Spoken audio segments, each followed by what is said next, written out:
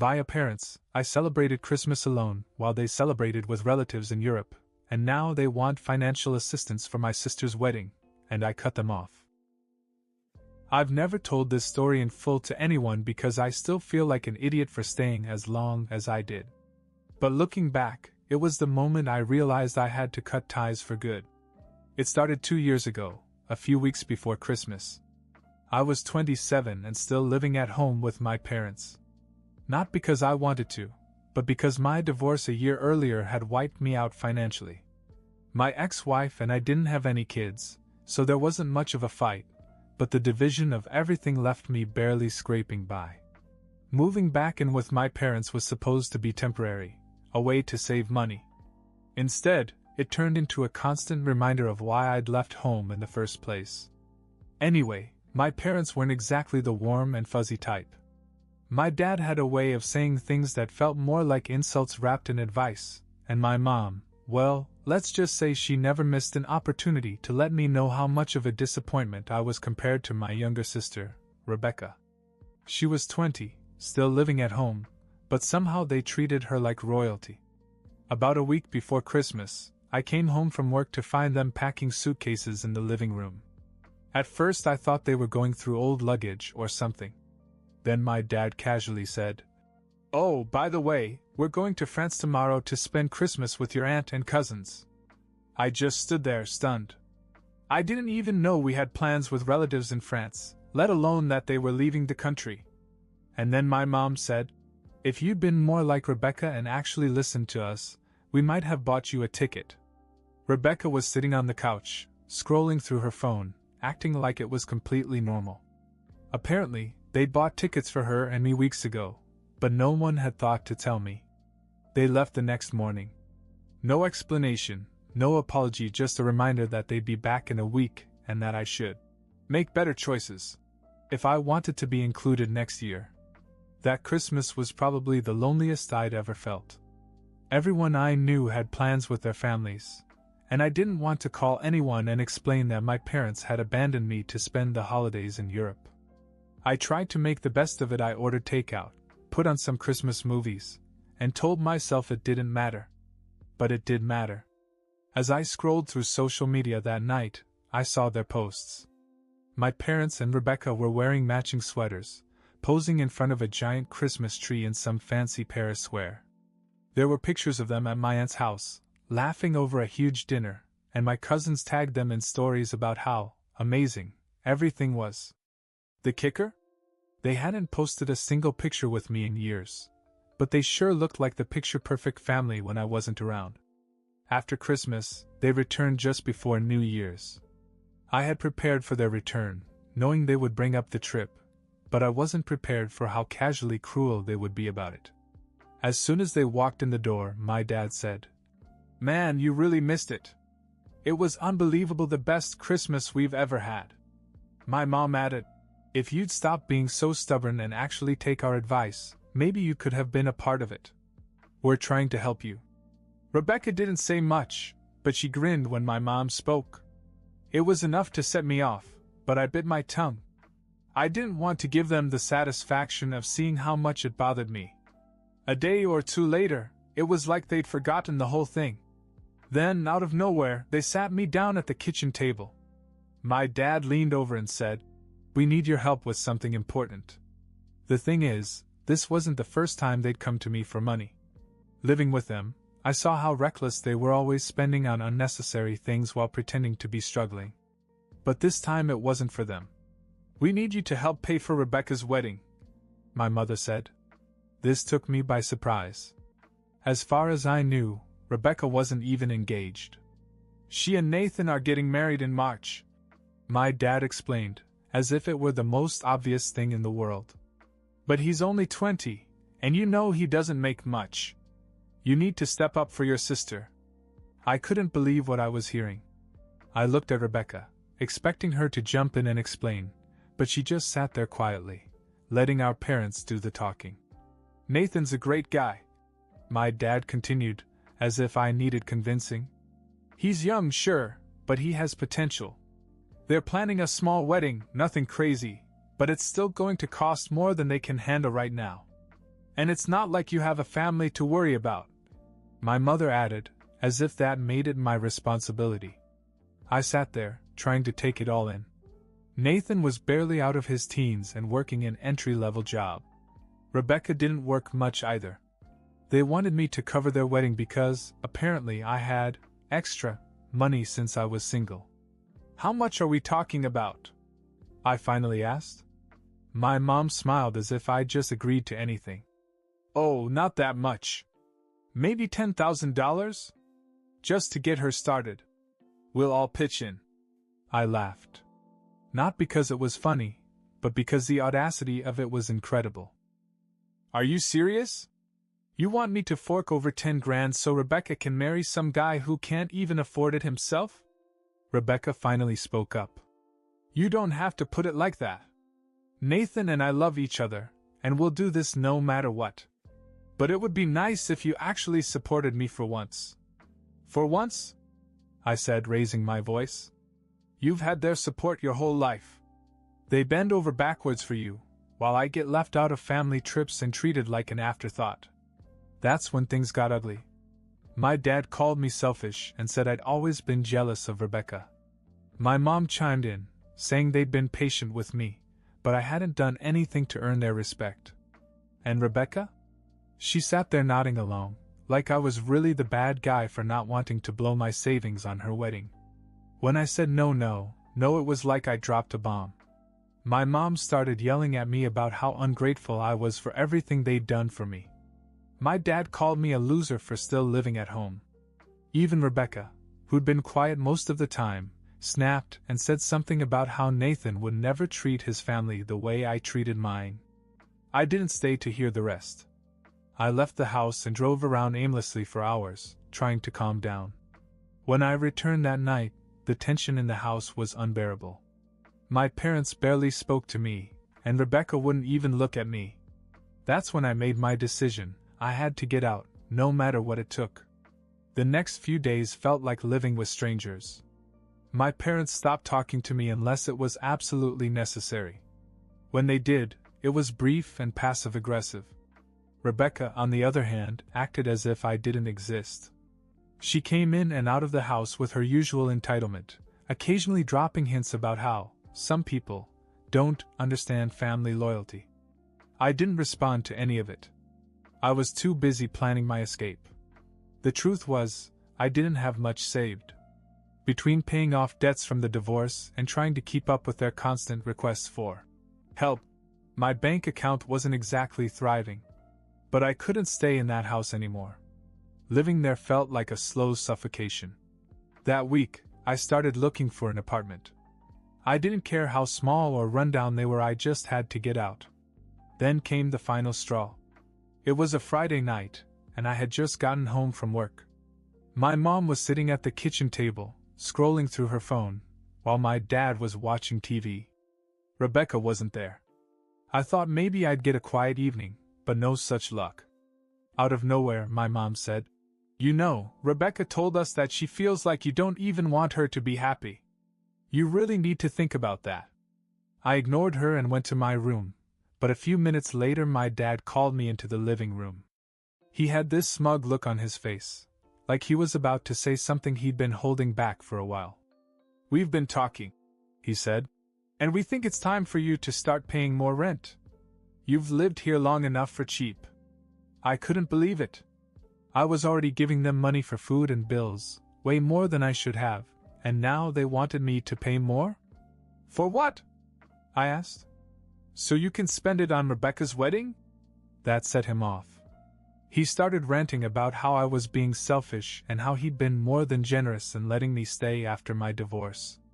My mom jumped in and said they had raised me wrong if I couldn't see the value of supporting my family. It all came out then, the resentment, the years of feeling like I was always second to Rebecca, the way they constantly manipulated me into giving them money or doing what they wanted. I told them I wasn't their ATM, and I wasn't going to keep sacrificing my own life for their bad decisions. My father called me a loser again. My mom told me I was pathetic for being so bitter. And when I looked at Rebecca, who'd just walked in, she smiled and said, "Good luck out there. You'll come crawling back." That was it. That night I packed a bag and stayed in my car. That night in my car was miserable, but in a strange way it was also freeing. I had no plan, no idea where I was going, but at least I wasn't in that house. I scrolled through apartment listings until I fell asleep, parked in a grocery store parking lot. The next morning I decided to go to a diner I used to go to when I was younger. It was one of those places where the coffee is terrible, but the regulars make it feel like home. I figured I'd sit there, collect my thoughts, and figure out my next move. While I was there, I got a text from my mom. "You need to come back and apologize. Your father and I will not tolerate this childish behavior." I didn't reply. 10 minutes later I got another text. "We gave you everything. Rebecca has always been the grateful one. You're lucky we put up with you as long as we did." This one stung, but I still didn't reply. Then, about an hour later, Rebecca texted me. "You left your laptop. I'm keeping it until you pay your share of the wedding." I almost laughed out loud in the middle of the diner. The audacity was unbelievable. My share? What was my share of a wedding I wasn't even invited to? But then it hit me, my laptop wasn't just for Netflix and bills. It had everything on it: work files, documents, even some of the freelance projects I was doing to make some extra cash. I couldn't afford to lose it. I decided to go back to the house, not to stay, but to get my stuff. I wasn't going to let them hold my laptop hostage. When I got there, it was worse than I thought. My mom was waiting in the living room with Rebecca, both of them sitting there like they were plotting something. My dad wasn't there, but I could hear the TV in the other room. "I'm just here to get my stuff," I said, walking straight to my room. Rebecca followed me and leaned against the doorframe. "Are you really going to throw a tantrum over this? Nathan and I are trying to start our lives and all you care about is yourself." I ignored her and started grabbing what I could. Clothes, books, my phone charger. But when I reached for my laptop, Rebecca grabbed it. "Not until you pay," she said. I stared at her, trying to keep my cool. "Give it back. Make me," she said, smiling like it was all a game. Just then, my dad walked in, clearly annoyed. "What's going on?" Before I could say anything, Rebecca said, "He's being a jerk about the wedding again." That was enough to set him off. He started yelling about how ungrateful I was, how I was a failure, how I'd never amount to anything. He even threw in a comment about my divorce, saying it was no wonder I ended up alone. I'd put up with a lot from him over the years, but that crossed the line. "You know what?" I said, finally snapping. "You're right. I am alone. But at least I'm not stuck here, using my kids to finance my life because I can't manage my own money. And Rebecca? Good luck with Nathan, because when he can't even buy a ring, you're going to find out exactly how much you're worth to him." The room fell silent. For once, they had nothing to say. I grabbed my laptop out of Rebecca's hands, shoved the rest of my stuff into a bag, and walked out. As I left, my mom yelled something about how I'd regret this, how I'd come crawling back. But I knew I wouldn't. For the first time in years, I felt in control of my life. I didn't have much: a duffel bag of clothes, my laptop, and my car, but at least I was free. The next few days were hectic. I crashed on a friend's couch while I looked for an apartment. I didn't want to explain everything, so I just told him I needed a fresh start. He didn't ask any questions, and honestly, I was grateful for that. I finally found a tiny studio apartment on the outskirts of town. It wasn't much, just one room with a kitchenette and a bathroom, but it was mine. No one could barge in, no one could demand anything of me, and no one could use me as a backup plan. As soon as I moved in, I decided to block my parents and Rebecca from everything: phone, social media, email. It felt drastic, but I knew if I didn't, they'd keep trying to pull me back in. At first, the silence was unsettling. I'd spent so much time putting up with their nonsense that I didn't know what to do with myself now that it was gone. But then something unexpected happened. A week after I moved in, I received a phone call from an unknown number. I almost didn't answer, but something told me to pick up. It was Nathan. "Hey man," he said, his voice awkward and tentative. I know things have been tough lately, but I just wanted to talk. I was stunned. Of everyone, Nathan was the last person I expected to hear from. What do you want? I asked, not bothering to hide my annoyance. There was a long pause before he said, Rebecca doesn't know I'm calling, but I wanted to tell you, I think you're right. I blinked, not sure if I'd heard him right. Right about what? About the wedding. About everything. He went on to explain that Rebecca and my parents had put a lot of pressure on him, too. Apparently, they'd been pushing him to ask his parents for money, and when he said no, they started blaming him for the whole situation. They keep saying I need to step up, he said, but I'm already working 2 jobs just to keep up with the rent. I don't know how I'm going to pay for a wedding on top of that. For a moment I felt sorry for him. Nathan wasn't the villain here, he was just another pawn in my parents' game. But I also couldn't ignore the fact that he'd gone along with it for so long. So what do you want from me? I asked. I just wanted to say I'm sorry, he said. And I understand now. I think you did the right thing getting out of there. It wasn't what I expected, but it didn't change anything. Nathan was still tied to Rebecca, and as far as I was concerned, that meant he was still part of the problem. Good luck, I said and hung up. That was the last I heard from him. After that call from Nathan, I knew I had made the right decision. Cutting off my parents and Rebecca wasn't just about getting away from their constant demands, it was about taking my life back. For years, I'd let them control me, guilt me, and make me feel less than. Now, for the first time, I was free. The weeks that followed were quiet, almost eerily so. Without my parents' constant nagging or Rebecca's entitled attitude in the background, I had space to really think about what I wanted. I focused on my freelance work, got a second part-time job to keep me afloat, and started saving. I heard through a mutual friend that Rebecca's wedding had been a disaster. Nathan's parents refused to contribute, and when my parents realized they couldn't squeeze any more money out of me, they were forced to cut back on everything. Rebecca went through with it anyway, but the whole thing was obviously rushed and embarrassing. Nathan quit his second job not long after the wedding, and the strain of being broke while living with Rebecca and my parents caused him to move out a few months later. No surprise there.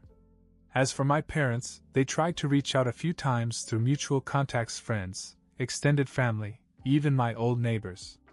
But I stood firm. I didn't respond to any of it. Eventually they gave up, or at least stopped trying so hard. It wasn't easy to rebuild my life from the ground up. My apartment was small, my budget was tight, and there were nights when the loneliness hit me harder than I expected. But over time, I began to feel better. Like I was finally becoming the person I wanted to be, not the person my parents were trying to mold me into. A year later, I got a better job in my field, which allowed me to move into a nicer apartment. It wasn't luxurious by any means, but it felt like home. I started reconnecting with old friends, people I'd drifted away from during the chaos of my family drama. I even started dating again, nothing serious yet, but it's nice to feel like I have options. But the biggest surprise came about 2 months ago. I got an email from Rebecca. It was short, just a few sentences, but the tone was completely different from the Rebecca I knew. She admitted that she had made mistakes, that she had been selfish, and that she hadn't realized how much our parents had used both of us until it was too late. She said she was sorry and hoped that someday I'd consider talking to her again. I haven't responded yet. Part of me wants to believe she's sincere, but another part of me wonders if it's just another ploy. For now, I'll let it go. These days I live a simple life. I work hard, keep to myself, and focus on the things that bring me peace.